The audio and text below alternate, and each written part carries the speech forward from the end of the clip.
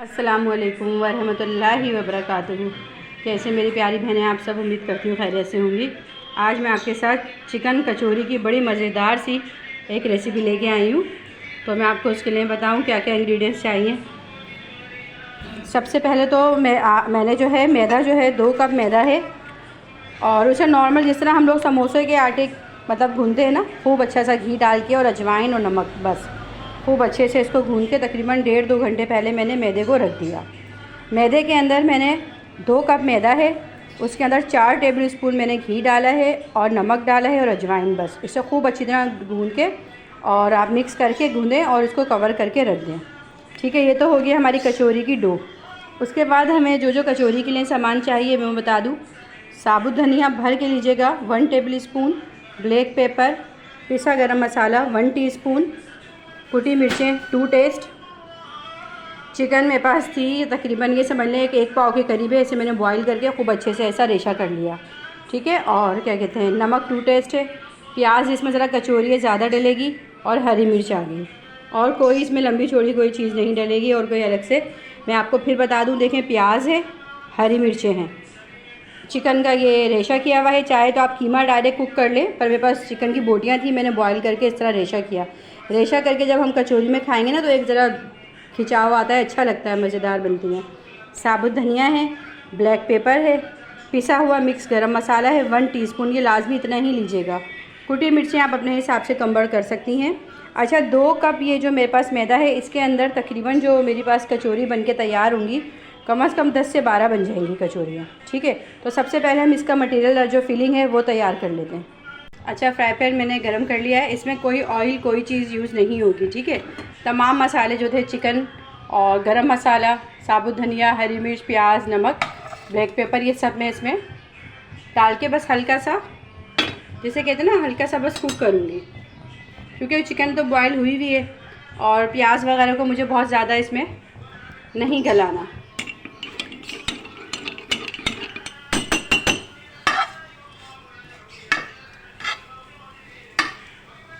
ये बहुत मज़ेदार बनती हैं। आप ये कचौरी जब आप बनाएं तो आप इसको इकट्ठा जो है ना एक दफ़ा बना के आप फ्रीज़ कर सकती है। स्पेशल इसकी ये है स्पेशलिटी कि आप ईद पे आपके मेहमान आए ना तो उस टाइम पे आप इसको गरम गरम मतलब फ्रीज से निकालें और बस इसको फ्राई करके गरम गरम अपने मेहमानों के सामने सर्व करें। बहुत टेस्टी बनती है। ये सिंपल है, वो इतनी मतलब इसमें लागत भी बहुत ज़्यादा नहीं आती। अगर हम बाज़ार से लेने जाएँ तो एक कचौरी है 65-70 की ऐसे मिल रही है, और हम ख़ुद घर में जब तैयार करते हैं तो थोड़े से समझ लें 250-300 के मटेरियल में हमारे पास ये 10 से 12 जो है कचौरी रेडी हो जाएंगी बनके। अब डिपेंड करता है कि आप इसके अंदर मतलब प्योर सिर्फ चिकन का कीमा ले लें, प्याज थोड़ी स्किप कर दें, पर प्याज कचौरी में अच्छी लगती है बहुत।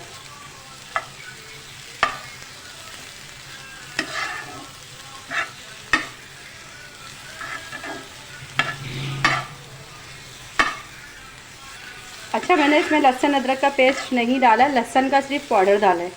ठीक है, लहसुन पाउडर ऐड किया है, लहसुन अदरक का पेस्ट यूज़ नहीं किया, मैं बताना आपको भूल गई थी। अच्छा देखें, बस ये अच्छा देखें 2 से 3 मिनट हो गए ये इसको पकते हुए।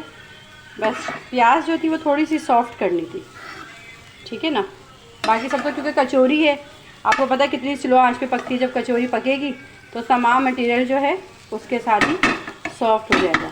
अच्छा, इस टाइम पे जब भी थोड़ा सा ये सॉफ्ट हो गई है प्याज, तो मैंने तकरीबन 1 टेबल स्पून के करीब कॉर्नफ्लोर घोला है। ठीक है, ये देखें 1 टेबल स्पून के करीब, थोड़ा सा मैं इसमें डाल के जल्दी जल्दी से इसको मिक्स कर दूँगी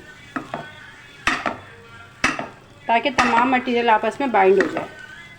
बस इस मटेरियल को बाइंड करने के लिए ना ये कॉर्नफ्लोर ऐड किया है।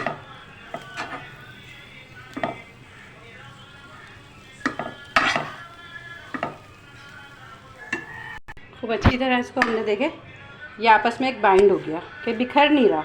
बस थोड़ा कॉर्नफ्लोर ऐड कीजिएगा, बहुत ज़्यादा नहीं। अगर आपको 1 स्पून से कम भी आपको लगता है कि उसमें आपका मटेरियल इस तरह देखें एक जुड़ा जुड़ा हो गया आपस में, देखें ऐसा तो हो जाता है, तो फिर उस पर कर लीजिएगा। अच्छा, अब मैं इसे ठंडा करूँगी। अच्छा, अब आप ये देखें, ये तो जो है क्या कहते हैं, इसको मैंने ठंडा कर लिया खूब अच्छी तरह ना, जो इसकी फिलिंग है अभी ठंडी हो गई। अब हम इसको किस तरह पेड़े के अंदर डालेंगे अब मैं आपको बताती हूँ।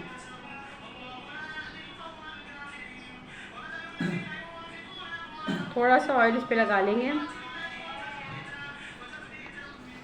इसमें जो है कचौरी है तो आपको पता ही है कि घी का इस्तेमाल कितना ज़्यादा होता है। थोड़ा सा बेलन पे भी मैंने लगा लिया।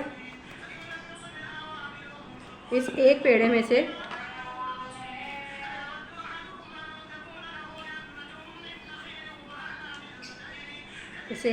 से हम 4 पेड़े कर लेंगे।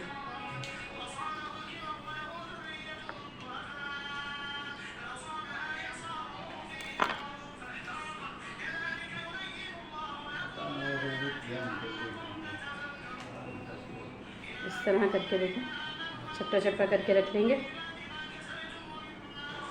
4 पेड़ बन जाएंगे इस तरह।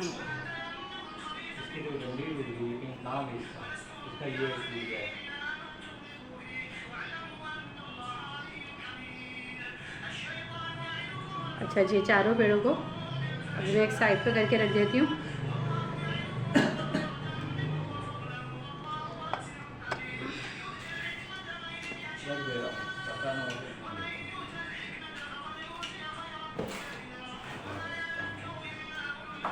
घी लगाया खूब अच्छे से इसको भर देते हैं, पेड़े पे इधर भी और उधर बैक साइड पे भी।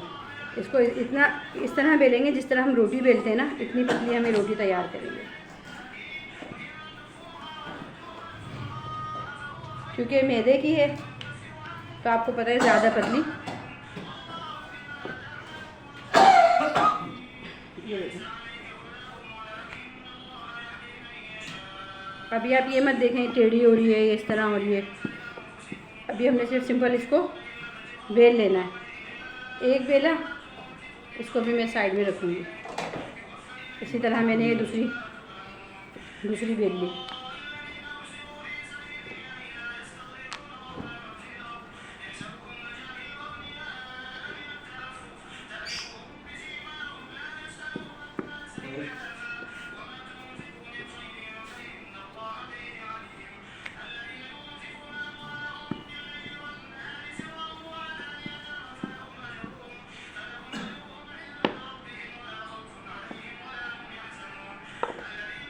ये देखें, एक बेली थी हमने। अब हम इसके ऊपर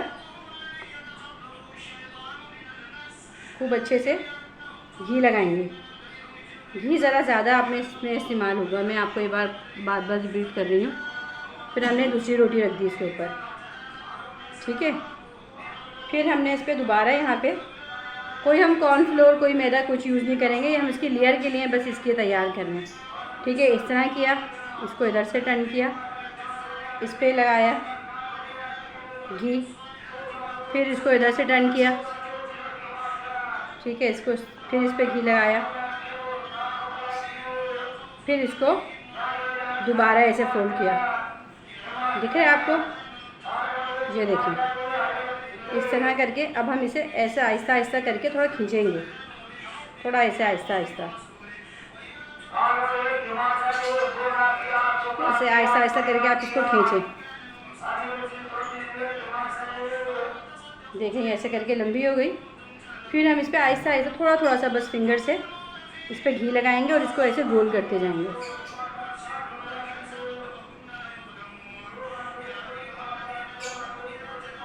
ये देखिए इस तरह, और इसको ऐसे हल्के से प्रेस करेंगे। अब इस तरह मैं तमाम पेड़े बना लेती हूँ और फिर मैं आपको दिखाऊंगी कि किस तरह जो है हमने इसके अंदर फिलिंग्स रखी है। अच्छा, अब आप ये देखें तमाम पेड़े, ये देखें इस तरह बना के ना लेयर्स के साथ। ये देखें मैं कैसे दिखाऊं, दिख रहा है ना आपको?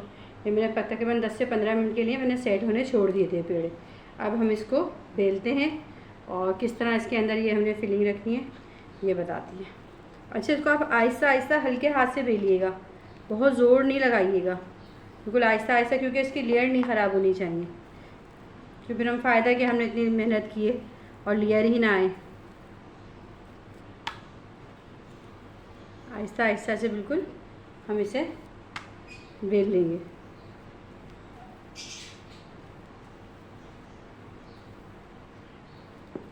ये देखें, ये बिल गई। बिलने के बाद हम ये एक कांच का बॉल लेंगे, ठीक है। कोई भी आपके पास प्याली हो या सालन की जैसे डीप प्लेट हो वो ले लें, उसमें ऐसे करके इसको बिछा दें, ठीक है, ये इस तरह आपने बिछा दिया। उसके बाद ये जो हमारे पास टॉपिंग इसके अंदर भरने की है ये हमने रखी इसके अंदर। ठीक है, कम बड़ा आप अपने हिसाब से कर सकती हैं। ये रख के ये देखें इस तरह इसके अंदर रखा। अब हम इसे ऐसे ऐसे करके ज्वाइन करते जाएंगे, इसका मुंह बंद करते जाएंगे।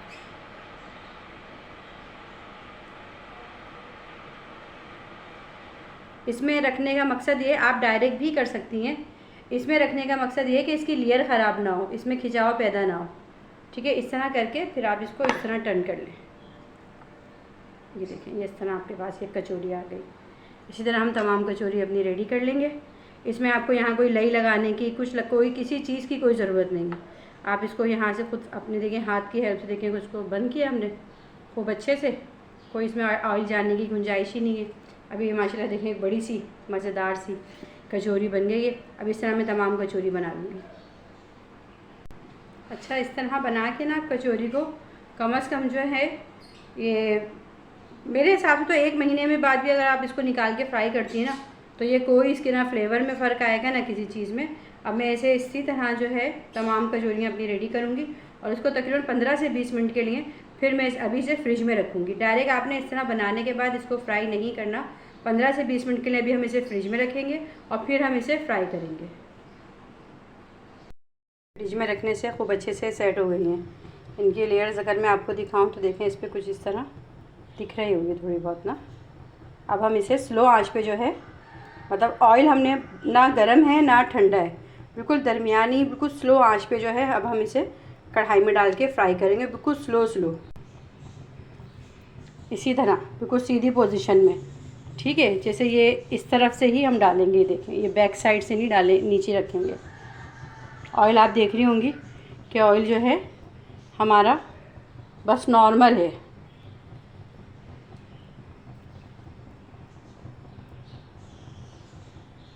अब इसी आंच पे मैं तकरीबन इसको 3 से 4 मिनट के लिए कोई टच नहीं करूँगी, ना बिल्कुल इसको हिलाऊंगी। 3 से 4 मिनट के लिए इसको इसी पोजीशन पे छोड़ देंगे, फिर हम इसको साइड चेंज करेंगे। अच्छा, तकरीबन ना 3 से 4 मिनट एक साइड को हो गए, तो अब मैं इसको आहिस्ता से जो है ना एक साइड चेंज करूँगी, बिल्कुल आहिस्ता से। अभी हमने सिर्फ इसको बिल्कुल क्रिस्पी करना है, अभी हमने इसे कलर नहीं देना है। ठीक है, कचौरी है क्योंकि आपको पता है स्लो आंच पे पकती है और अंदर तक जब ये पूरी क्रिस्पी होगी तो ही ये खस्ता होगी, अंदर तक जब ये पकेगी। माशाल्लाह से जब ये रेडी होगी तो मैं आपको दिखाऊंगी इसकी लेयर कितनी अच्छी आ रही है। अभी तो ऑयल स्लो है, ठंडा है। देखें आहिस्ता से मैंने इसका साइड चेंज कर दिया। अब तकरीबन 5 से 6 मिनट के लिए एक साइड से पकेगा ये। तकरीबन 5 से 6 मिनट एक साइड, अभी देखें दूसरे साइड से ही पक गया। अब हम इसे फिर साइड चेंज करेंगे। फ्लेम अभी हमारा स्लो ही है। देखिए अब आहिस्ता आहिस्ता से इस पर कलर आना शुरू हो गया।